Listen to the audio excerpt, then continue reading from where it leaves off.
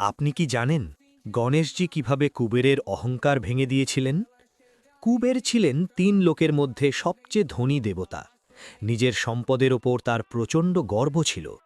একদিন তিনি নিজের ঐশ্বর্য প্রদর্শনের জন্য এক বিশাল ভোজের আয়োজন করেন এবং ভগবান শিবকে পরিবার সহ আমন্ত্রণ জানান।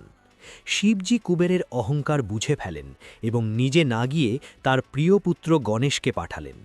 গণেশজি কুবেরের প্রাসাদে পৌঁছে খাওয়া শুরু করলেন। তার ক্ষুধা ছিল এত প্রবল যে তিনি সমস্ত খাবার শেষ করে ফেললেন, তবুও ক্ষুধা মিটল না।